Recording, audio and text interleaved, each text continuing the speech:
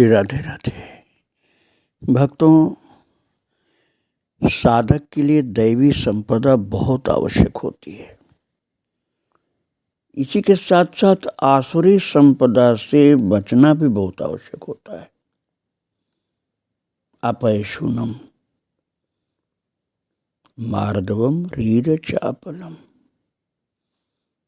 16वें अध्याय के प्रारंभ में प्रभु ने कहा है कि साधक को दैवी संपदा में अपैशुन वाला होना चाहिए, अर्थात किसी की निंदा चुगली नहीं करना चाहिए।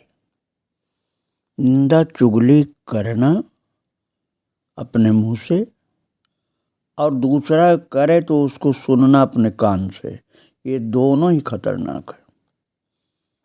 क्योंकि इनके अंदर जो एक दूषित रस होता है, जैसे मदिरा पान करने वाला महादूषित मदिरा को पीने का अभ्यस्त हो जाता है, ऐसे ही निंदा का दूषित रस पान करने का अभ्यस्त हो जाता निंदा करने वाला और निंदा सुनने वाला। बस उसके पास एक ही काम रहता है, सबकी निंदा करना और सबकी निंदा सुनना, चुगली करना, करवाना और चुगली की बातें सुनना। कई लोगों का तो इसी से धंधा चलता है। जैसे कुछ समाचार पत्रों में बस यही चीज रहती है, बुराइयां ही ढूंढना, अच्छाई तो ढूंढते देखते ही नहीं। ये साधक के लिए महा अवगुण है। साधक को न तो निंदा चुगली करनी चाहिए न सुननी चाहिए, और सावधानी रखो, ऐसे समय आवे तो तुरंत वहीं पर अपनी वाणी को विराम दो या सुनना बंद कर दो, हाथ जोड़ लो सुनाने वाले को। इससे भी बड़ी एक दूसरी बीमारी होती भक्तों, ये तो प्रारंभ की बीमारी है। इससे बड़ी बीमारी क्या होती? ईर्ष्या। महाराज, ईर्ष्या हल्की फुल्की तो सामान्यतया सभी में होती है। मैं महान पुरुषों की बात नहीं कर रहा हूँ, मैं महान भक्तों की बात नहीं कर रहा हूँ, सामान्य लोगों की बात कर रहा हूँ। सामान्य लोगों में हल्की फुल्की ईर्ष्या होती है, महान भक्त में ईर्ष्या बिल्कुल नहीं होती। लेकिन जो ज़्यादा बिगड़ा हुआ आदमी होता है उसकी ईर्ष्या भयंकर होती है, वो द्वेष का रूप धारण करती है, और यहाँ तक कि ईर्ष्या द्वेष बनते हुए आगे हिंसा का रूप धारण करती है। इसलिए इससे बचना चाहिए। हमें ठाकुर जी ने कितनी कृपा की, हमको वो देखना है। ईर्ष्या द्वेष और हिंसा की तरफ क्यों बढ़ते हो? महाराज, स्वामी कार्तिकेय जी जिन दिनों लक्ष्मण झूला से ऊपर स्वर्गाश्रम के पास झाड़ियों में विराजते थे, उस समय स्वामी कार्तिकेय जी महाराज के त्याग वैराग्य पूर्ण स्वरूप को देखकर जनता आनंदित होती थी, दर्शन करने के लिए आती थी, अत्यंत श्रद्धावान थी। किंतु इस महानता को एक मठाधारी महंत के हृदय में सहन करना मुश्किल हो गया। उसको लगता था कि पूजा मेरी होनी चाहिए, मैं इतना बड़ा मठाधारी महंत हूँ, ये जंगल में रहने वाला इतना ज़्यादा पूजा जा रहा है। मैं किसी व्यक्ति विशेष के लिए नहीं कर रहा हूँ, ये स्वभाव गड़बड़ होता है, किंतु महाराज जी के सामने ऐसा हुआ था, इसलिए वो मैं आपको सुनाना चाहता हूँ। तो महाराज, उस मठाधारी महंत के हृदय में जो ईर्ष्या जागृत हुई, पहले तो निंदा फैलाना शुरू किया, उससे पेट नहीं भरा तो द्वेषाग्नि प्रकट हुई भयंकर। फिर उसने सोचा इसको भगा दूंगा मार पीट कर, जंगल में ही तो रहता है, मारपीट के भगा दूंगा। फिर उसने सोचा इससे भी नहीं काम चलेगा तो जान से ही मार खत्म करूंगा इसको। इतना भयंकर ईर्ष्या हुई कि लोग मेरे पास न आके उसके पास क्यों जाते हैं, उसकी पूजा क्यों करते हैं। महाराज फिर तो वो मठाधारी महंत जो था इसी ताक में रहने लगा कि कौन सा मौका मिले, अवसर की प्रतीक्षा। और षड्यंत्र की शंका महाराज कार्तिकेय जी के सेवकों में कहीं से पता हो गई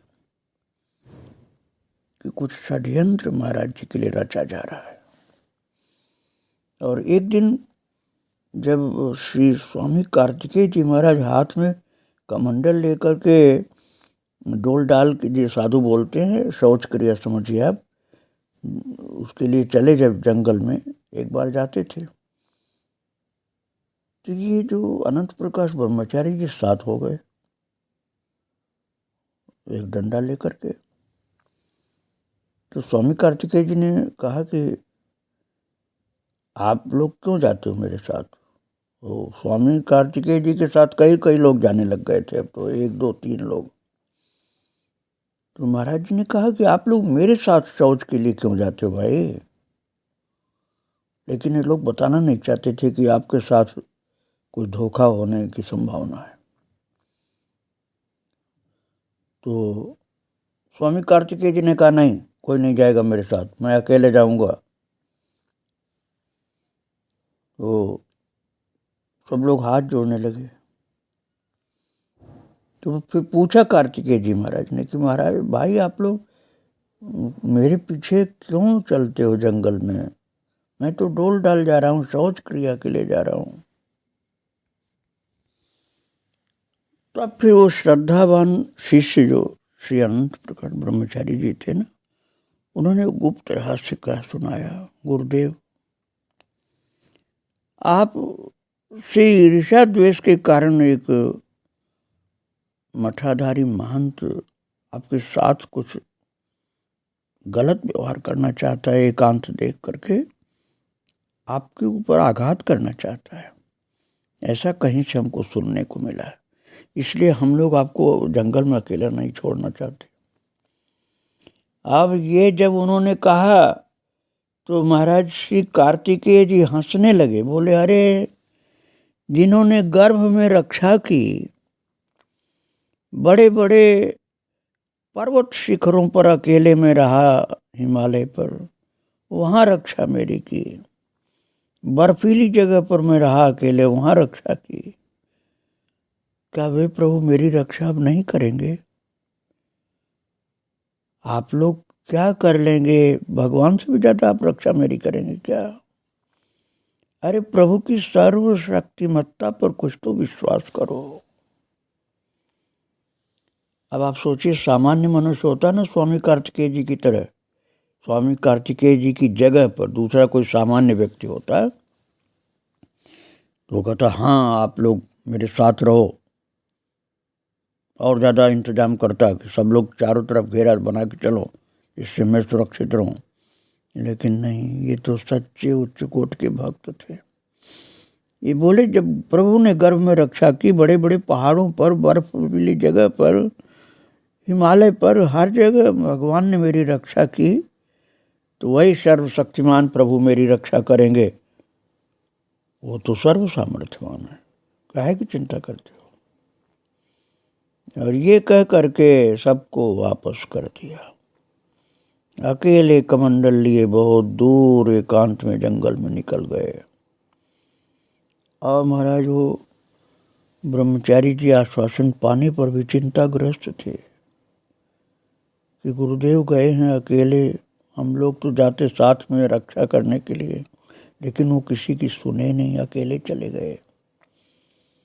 और वो जो दुष्ट महंत था, मैं उसकी महंत होने के कारण दुष्ट नहीं कर रहा हूँ, उसकी वृत्ति दुष्ट थी, उसका कुभाव जो था इसलिए दुष्ट मैंने कहा। वह अपने हृदय की कलुषित भावना को पूर्ण करने के लिए अवसर प्राप्त कर लिया कि अब तो आज सबसे अलग अकेले जा रहा है वो साधु, मैं उसकी भावना के अनुसार बोल पड़ा।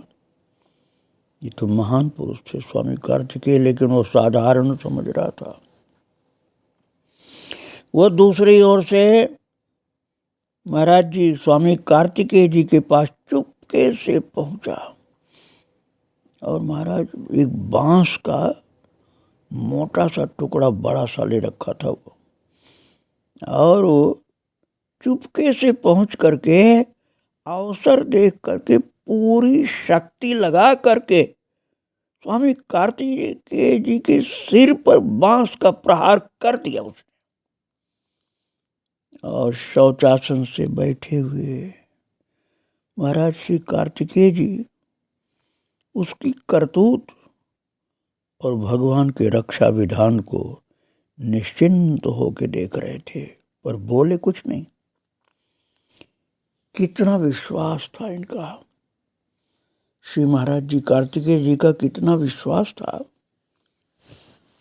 कि वो देख रहे हैं कि भगवान का रक्षा विधान अब क्या आगे होता है, मैं ये देखना चाहता हूँ। इसने तो मोटा सा बांस मेरे सिर पर चला दिया है। कुछ नहीं बोले, न उठ के भागे, न चिल्लाए, न भगवान का नाम पुकारे। महाराज भगवान के ऊपर पक्का विश्वास था, इसलिए प्रभु को पुकारे भी नहीं कि रक्षा करिए आप। और सर्व समर्थ की प्रभु की कृपा से बांस का प्रहार जो उस महंत ने किया था, दुष्ट व्यक्ति ने, महंत भी कहना ठीक नहीं लग रहा है, वो बांस का प्रहार स्वामी कार्तिकेय जी के सिर तक पहुंचने के ठीक पहले थोड़ा बाकी रह गया। उस दुष्ट के दोनों हाथ पाषाणवत जड़ हो गए, ये पत्थर हो गए दोनों हाथ, और वो बांस दोनों हथेलियों की में चिपकी मुद्रा में रह गया, क्योंकि ऐसा लगा जैसे वो पत्थरों के बीच में बांस चिपक गया और हाथ नीचे उसका जा नहीं रहा था, बिल्कुल पत्थर हो गया उसका हाथ, अब नीचे नहीं जा रहा था और उन्हीं दोनों हाथों के बीच में बांस चिपका रह गया, बिल्कुल अब झुकता ही नहीं था नीचे, उठा रह गया, वो सिर तक पहुंचा नहीं।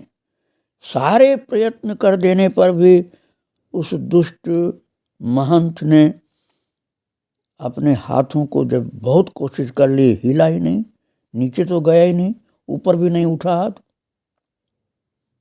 पहले तो नीचे ही ले जा रहा था कि सिर पर मारें बांस, वो कर नहीं पाया, तो उसका घबराहट हो गई कि हाथ क्या हुआ मेरा, नीचे क्यों नहीं जाता, तो मैं भागूं यहाँ से, तो पैर भी उसके जड़ हो गए और हाथ भी जड़ हो गया, पूरा शरीर जड़ हो गया।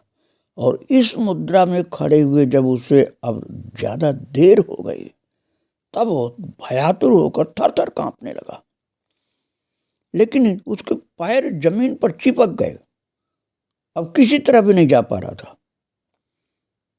तब वो घबराहट में रोने लगा, रोता हुआ क्षमा मांगने लगा। अब इसके अतिरिक्त कर भी क्या सकता था वो, जंगल में उसका कोई साथी नहीं था, और वो तो अपने को बहुत बलवान समझ करके स्वामी कार्तिकेय जी को खत्म करने के लिए प्रहार किया था। रोने लगा और क्षमा मांगने लगा।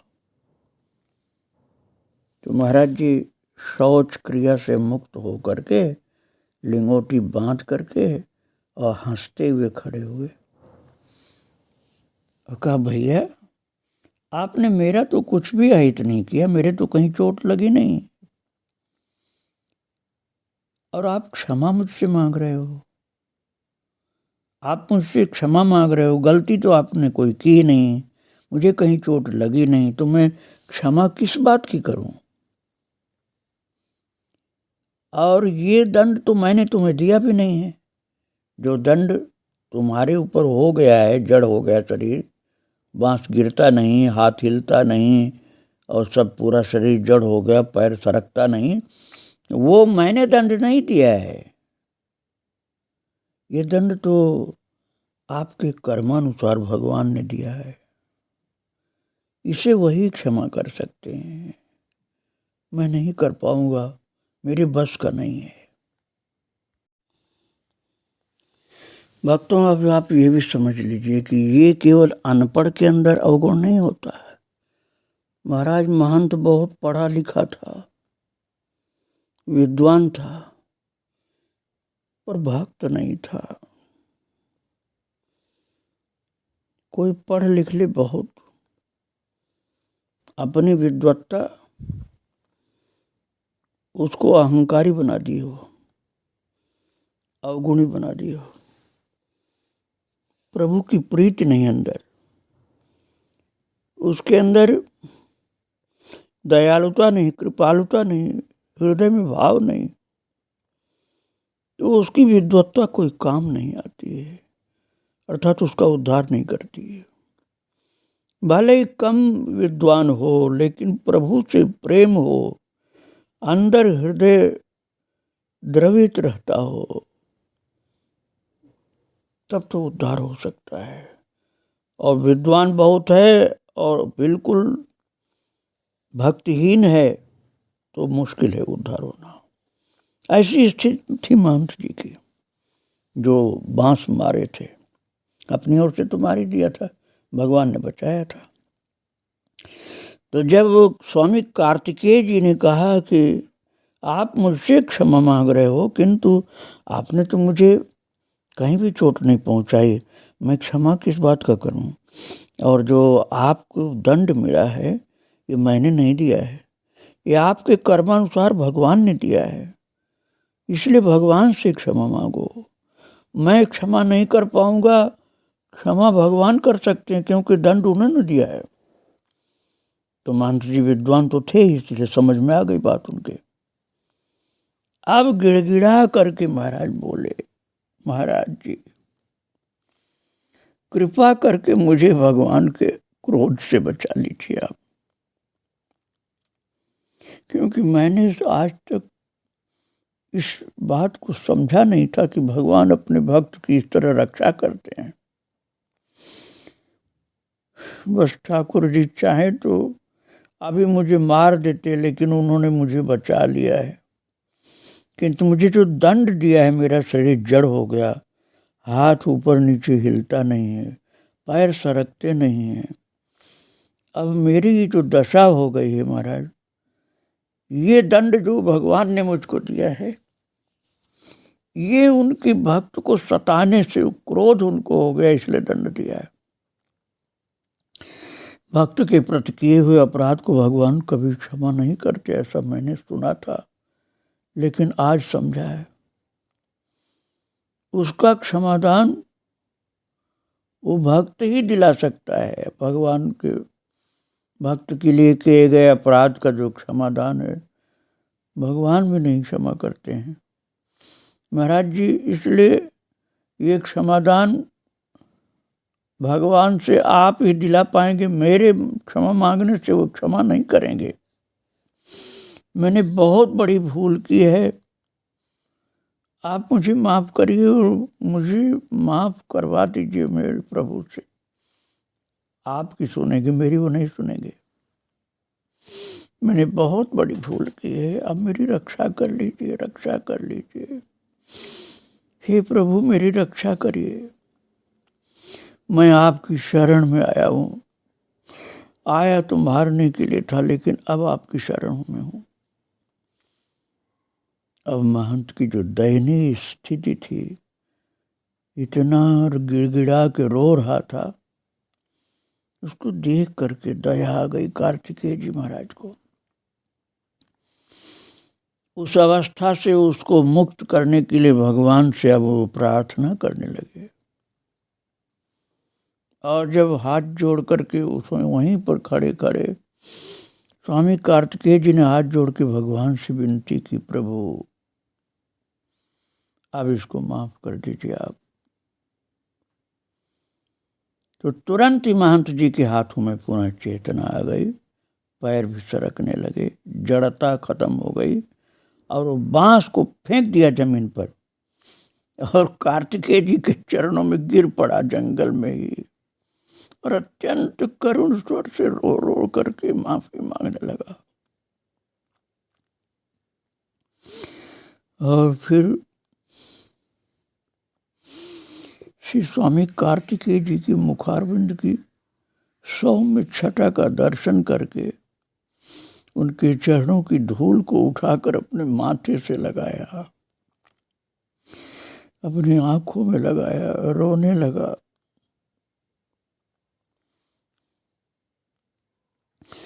और वो महंत अपने आश्रम को रोता हुआ चला गया।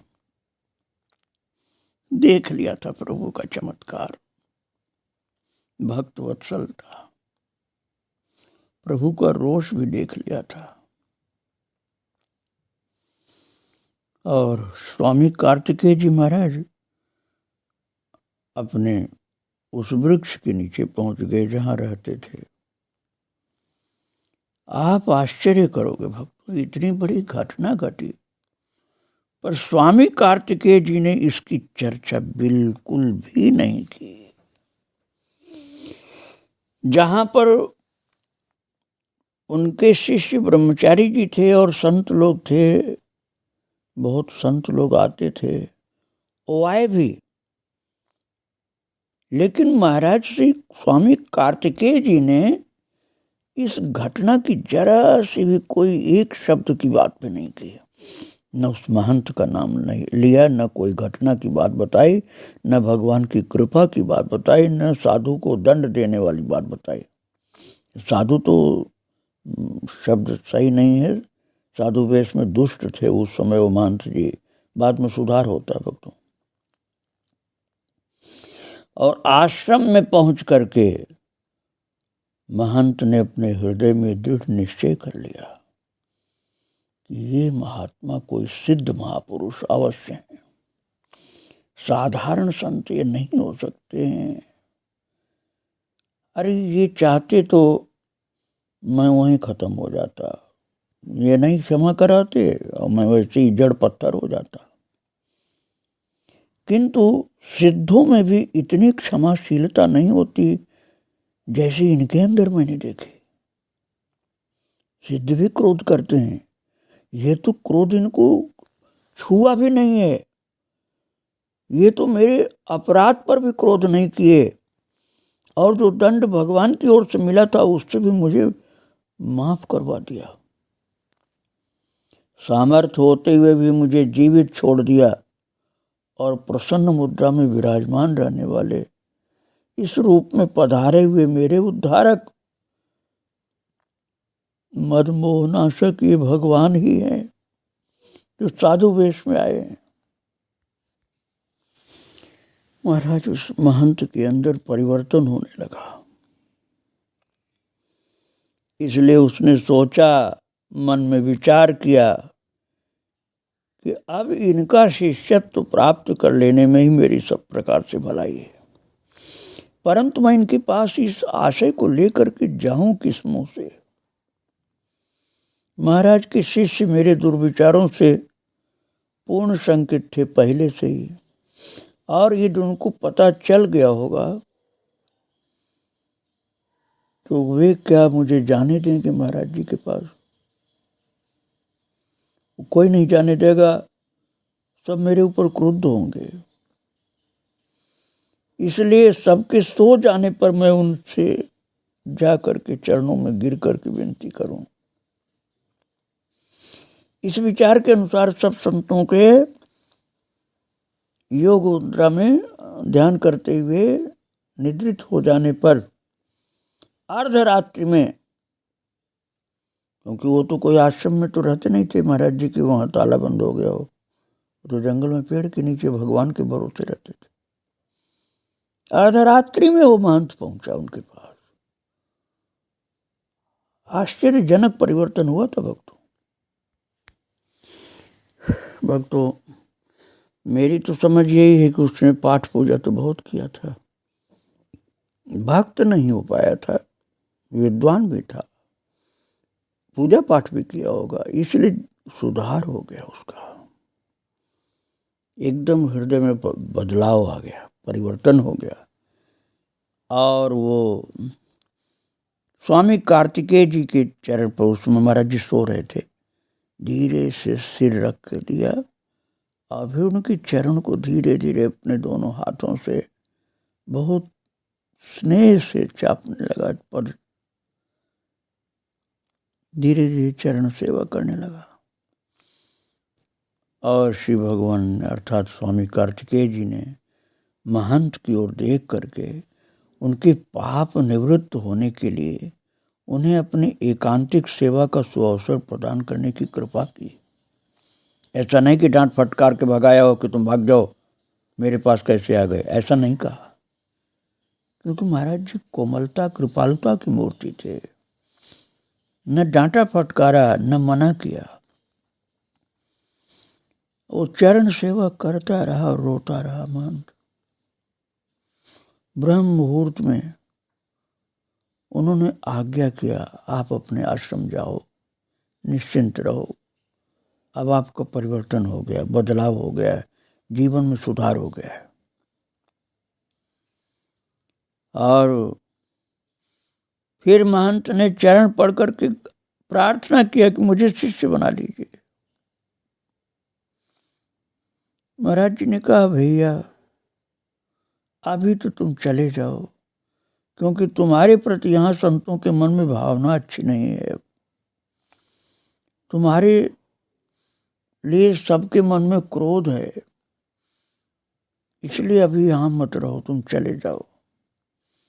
प्रभु चिंतन छोड़कर ब्रह्म मुहूर्त में किसी प्रकार की दूषित भावना की जागृति अनुचित है। सब लोग दुखी होंगे, गुस्सा होंगे जब तक तुम यहाँ रहोगे। अतः दिन में आना, आप डरने की बात नहीं है। तुम डर के कारण रात में छिप के आए हो ना, अब डरने कोई बात नहीं, तुम आ जाना और उस समय तुम अपनी बात बताना। अभी जाओ, आराम करो, भजन करो, भगवान का अध्ययन करो, शास्त्र अध्ययन करो, पाठ पूजा करो। भगवान ने तुम्हें क्षमा कर दिया है, अब डरने की कोई बात नहीं। लेकिन अभी तुम जाओ। समझा बुझा करके महाराज जी, जो महंत प्रार्थना कर रहा था कि मुझे शिष्य बना लीजिए, अब तो मुझे समाधान दीजिए, आप शिष्य बना लीजिए, मैं आपके चरणों का एक छोटा सेवक बनकर रहना चाहता हूँ। महाराज जी ने कहा, अभी रात में ये सब मत कहो, तो मैंने तो माफ़ कर दिया है ना, भगवान ने माफ़ कर दिया, आप निश्चिंत होकर जाओ, फिर दिन में आना, डरने की कोई बात नहीं। फिर वो दंडवत करके महंत अपने आश्रम चले गए। और महाराज जी ने इस घटना को भी नहीं बताया किसी से कि रात में ऐसे ऐसे आकर क्षमा मांगा मुझसे। आगे महाराज जी के चरित्र को और सुनाऊंगा। आज उनको प्रणाम करके, दंडवत करके यहीं विराम दे रहा हूँ। श्री राधे राधे, जय श्री राधे राधे।